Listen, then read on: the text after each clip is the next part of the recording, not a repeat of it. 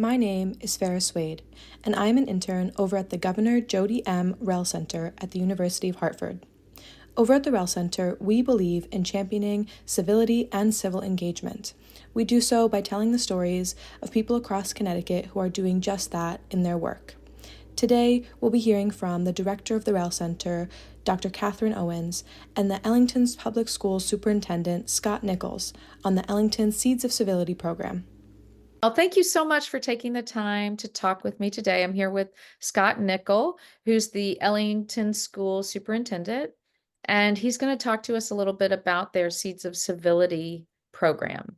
But I appreciate you having me on, and I could spend a long time talking about our Seeds of Civility, because the beauty of it is it's just universally applicable across all peoples, all cultures, all political situations.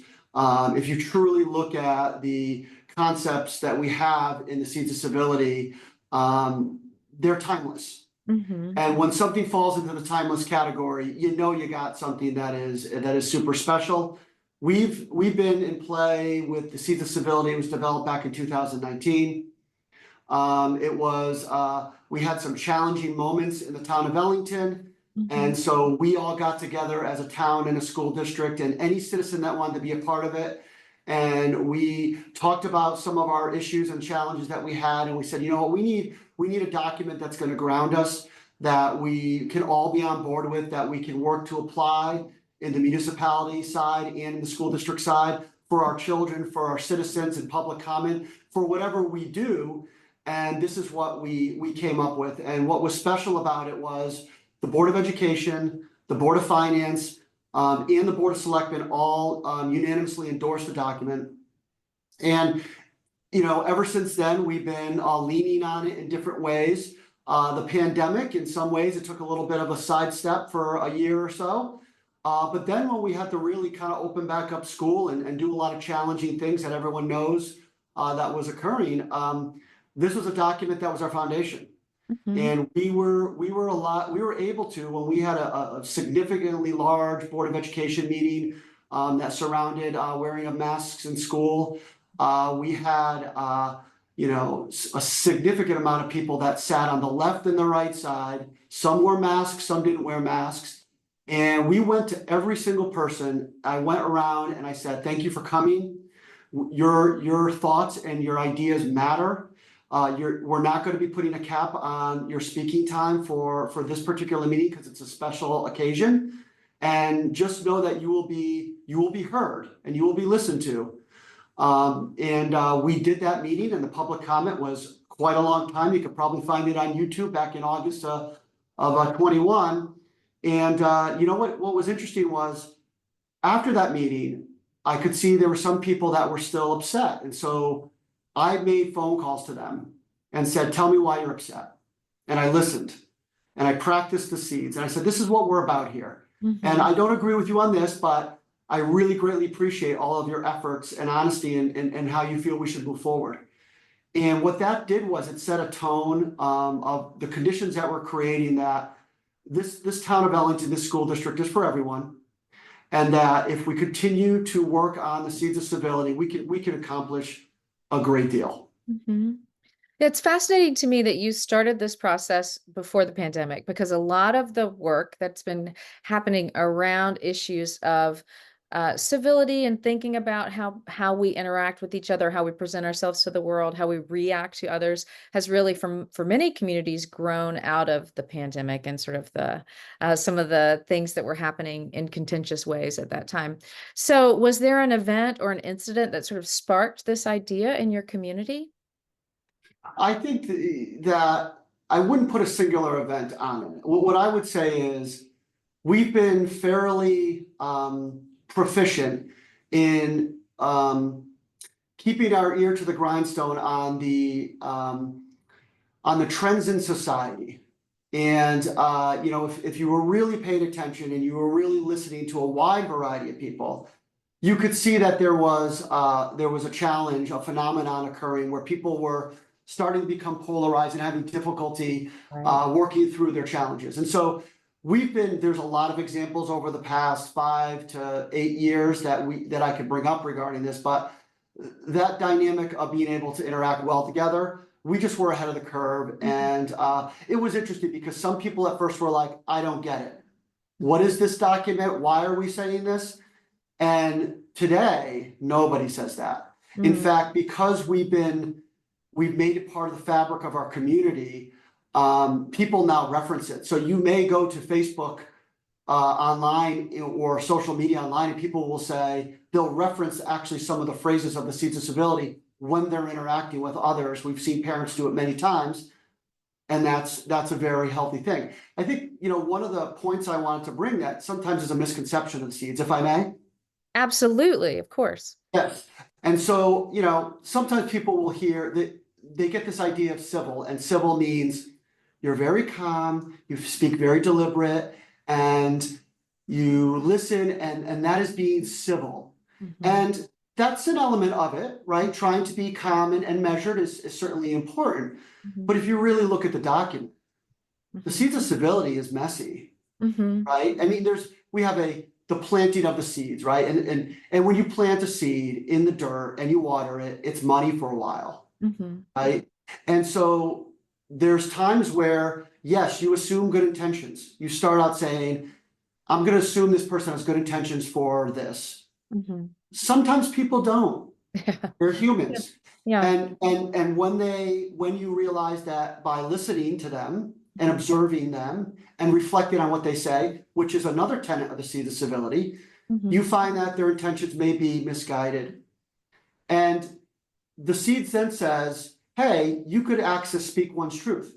And if you read it directly, it says, we will communicate our truth as we know it and with respect, even when others may react with anger.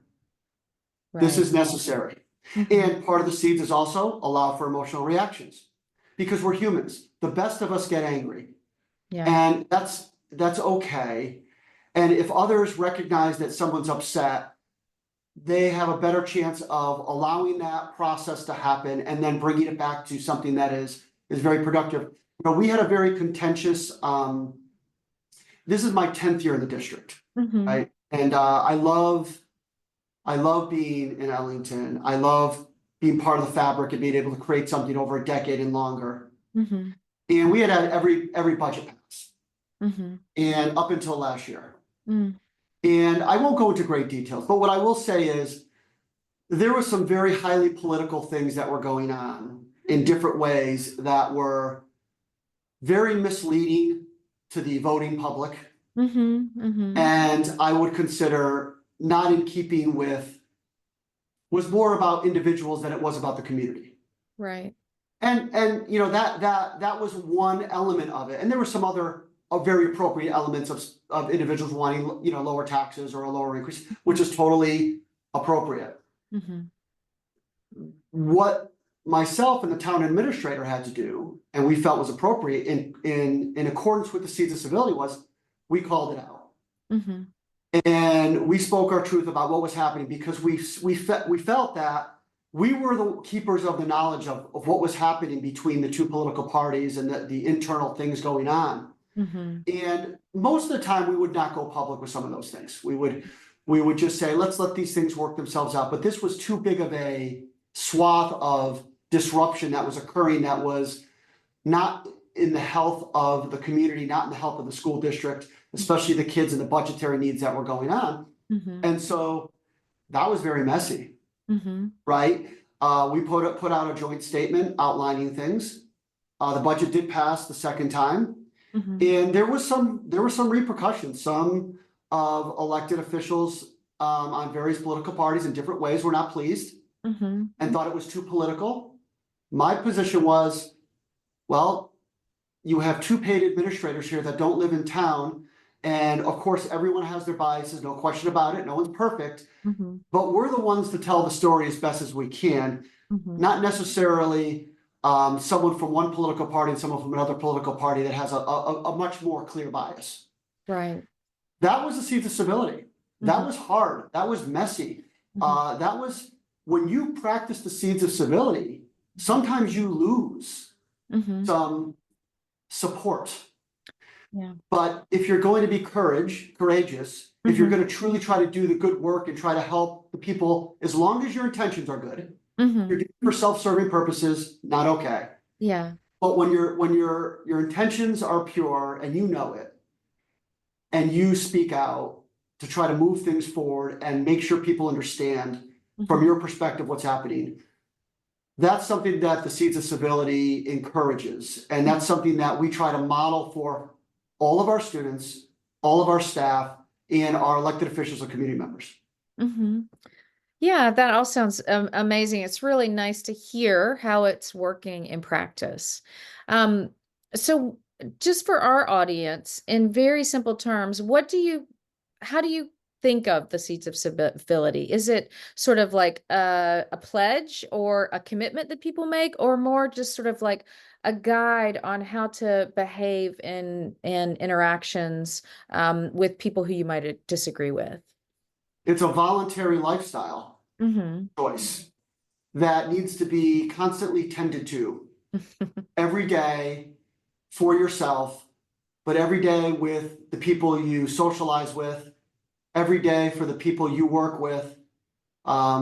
It's something that should be front and center in your mindset. It's not a mandate, right? It's a choice. And those are the best type of lifestyle choices when you actually are conscious about it and are intentional about how you want to conduct yourself with others, and what type of person you want to be for yourself, right? Because if you take care of yourself, and your intentions are pure, and you look honestly to try to do good things, your life is just so much more enriching, and then you model for others. I can tell you that we've recently, because we know Seeds of Civility doesn't work if people don't trust you. Right. It's hard to assume good intentions if people think you're lying. Of course, absolutely. Right. So if you have a poor reputation now, so we have one of our mottos, one of the catchphrases we use is transparency for trust with the Ellington family. So we know the presidential election was coming up, right? So this was late last spring, early summer, and we said, listen, we understand that this is going to be a very emotional and challenging time for everyone, regardless of who you support, right? It's polarizing, and if we're truly the people we say we are, we care about everyone. We know that it's very important to model and give outlets for our students to be able to process some of these things, because you're in school to practice Seeds of Civility. You're in school to talk about current events, presidential elections. And so we said, we're not going to avoid this.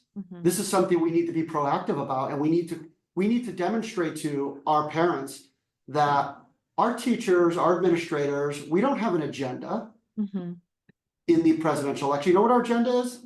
We want everyone to be engaged, aware, and discuss the two candidates or three candidates at the time, and they can make up their own minds. And our job is to facilitate, and we can ground that in the Seeds of Civility. So I can tell you, if anyone's interested, if you go to the ellingtonpublicschools.org and you go to, it's on the top of your thing, it says election 2024, you will see a treasure trove of information that we have been putting out and activities that we are doing with the kids. And we are unfolding this September, October, and into the election.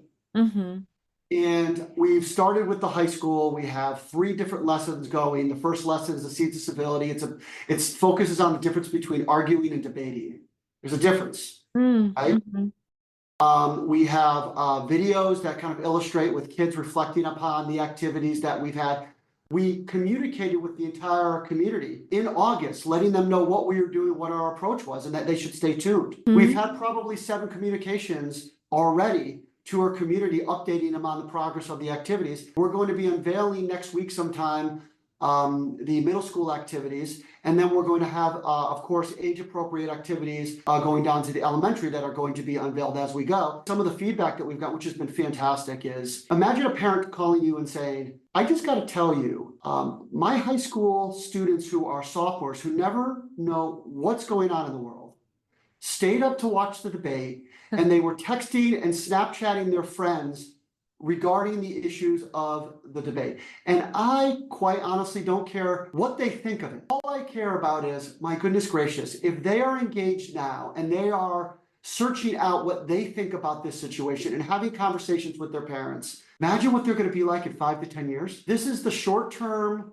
consistent tending to the family through the seeds of civility on a regular basis for a long-term gain, a huge payoff that when you and I are maybe towards our 60s and 70s, these young people are going to be the ones on the boards of education, running for state rep, being leaders in positions like we are now. And they're going to have a whole different set of skill set to really have courage to speak up, but to do it in a really great way, and to know it's not just something you do every 4 years, you do it every day, right? Yeah. And so we're very proud of it. And what's cool about it too is I've gotten people that are, I don't like labeling people left or right. Yeah. I know we talk that way sometimes because we're caught in a trap with that. But I would say, so to speak, I've heard from quote unquote far left wingers and far right wingers, and they've said, Scott, this is great. And I said, you know what? That's all we want. If you feel great about it and your kids are learning something, a lot of the other things can be worked out. And we know we'll go through some messiness with the presidential election. We know it's going to be messy. Two very candidates that you either love them or hate them, and that is what it is. But we know the path forward. We just have to be willing to take it. And that's what we're doing in the Ellington Public Schools. I love that. I know this wasn't just one person's idea, that you had a group of people together working overtime to come up with these seeds of civility, but it seems in some ways you all were really kind of going out on a limb, because you can create any program, right? But you don't know if people are really going to get invested in it. In the process, were you ever worried that people might choose to ignore the program and it might not have the impact that you were hoping for? So we've had a continuity of leadership at our board level, education. We've had continuity of leadership in the town side. I've been here for a decade. I have roots in the area for 40 years. We've had very steady, good, solid people. And when you work in a good spirit and intent, a lot of times behind the scenes with people in very sensitive situations, and when you consistently demonstrate that you're willing to stick your neck out and take a risk for a big reward, which is the reward being the community getting better, it can be easy to manage. A lot of people in leadership positions, they say it's a leadership position, but they're not approaching it in a leadership way. They're approaching it in a managerial way. It's more about keeping your job and not taking risks. Taking risks for the benefit of children, taking risks for the benefit of a community thriving. My goodness gracious, once you get knee deep into that, and you go down the rabbit hole with the community, and you've been through difficult times, especially the pandemic, and people say, wow, that was amazing. What a great job you all did. And at the time they were mad at you for decisions, but 4 years later, they're like, this is super. It exponentially grows in your soul. And so therefore, when you know something's timeless like the seeds, and you know it's applicable to everything, all you have to do is stay the course. Just stay on the path. It doesn't have to be forced, right? Because we know when we force or we mandate and people feel coerced into something, even if we think we're right, even if we know we're right and you coerce, in the long run, you lose. In the short term, you may feel like there's a gain. Coercion doesn't work. But working with people and knowing it's the right thing, they will come along, and it'll be on their terms, and they have their own journey, because each person's journey is highly individual. Right. And we have to remember that. That's an empathetic aspect of being a great human.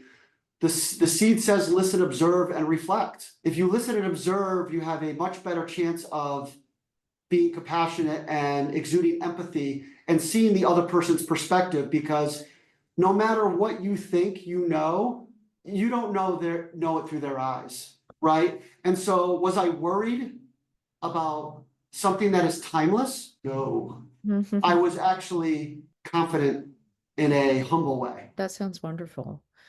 I imagine that as you began this process, you had hopes for what the initiative might accomplish. Do you feel like it accomplished what you thought it would? And do you have sort of bigger dreams for where it might go in the future? I think there's an approach to impacting the world in a positive way. People are starting to realize that if you invest locally, if you invest in the relationships, and you give things time to grow, you start to impact things regionally. Doors open up that you never thought were possible. I didn't imagine doing this podcast, but all of a sudden the opportunity came because of the work. That grows into state influence, possibly national influence. You need a local, strong, solid base where that takes commitment though. Because if you're ambitious for yourself and you're job hopping, or you're just thinking about the next move above and beyond, you're not with a community, you're with yourself. It may look good on paper. You may get accolades in the media, might be cool, you might be a celebrity,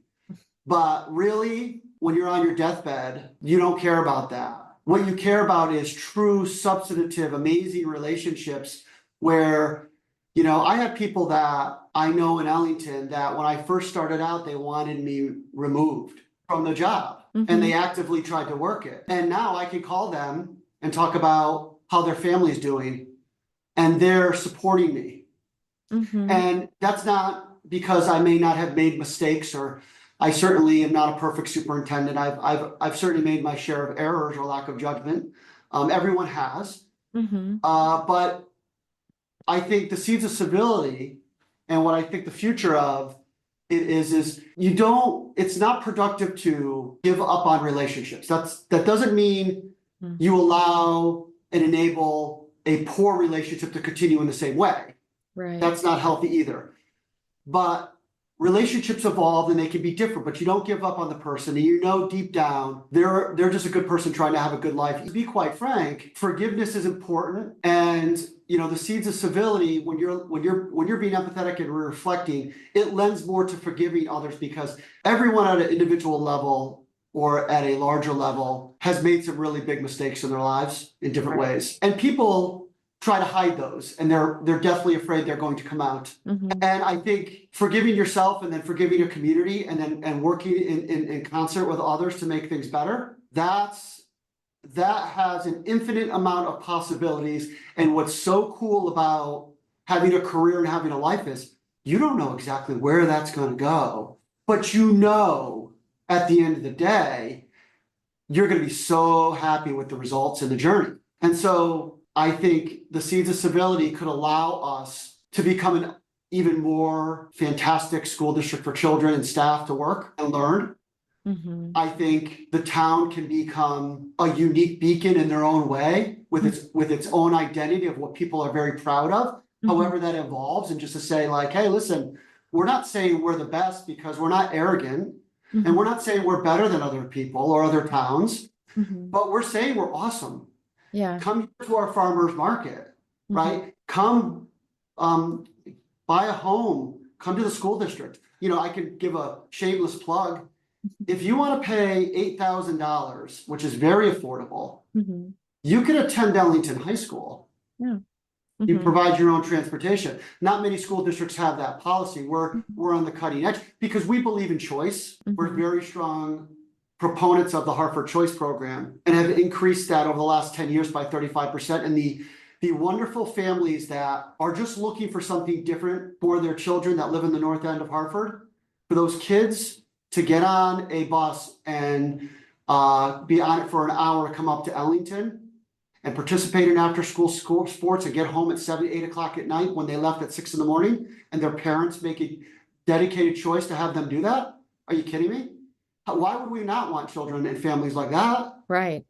They're here because we have a reputation of being a great place to be. And that's what the Seeds of Civility is rewarding us with. The plant is growing. The seeds have been planted and it's branching out everywhere, if you can stand the metaphor that I'm giving you. I think the metaphor is fantastic. And I really appreciate it, especially because as throughout the time you've been speaking, I've been thinking about the potential it has to grow and to spread in the good way, not like kudzu or poison ivy, but in the good way. And that's one of the reasons the Rell program selected you for this honor, because we think it's so important to put that kind of thing out into the community. And I hope that what it leads to is such a stronger community for Ellington and for the school district and the town into the future. No doubt. I appreciate the honor of the award is the Ellington family. And I just play one role. There's no role that is more important than the other. They're all equally important. I think one of the great phrases I like to say is there's no small miracles, right? There's just miracles. It just is what it is. And so I appreciate that. And the Ellington family, collectively should be very proud of the Jodi Rell Award. We're extremely pleased, and we honor what you've considered us. Yeah, thank you so much. We appreciate that. And I really am grateful for you for taking the time to speak with me today and share a little bit more about the Ellington Public Schools Seeds of Change program. And we're excited to be able to honor the work you've done and to share it with the world. Thank you very much for having me.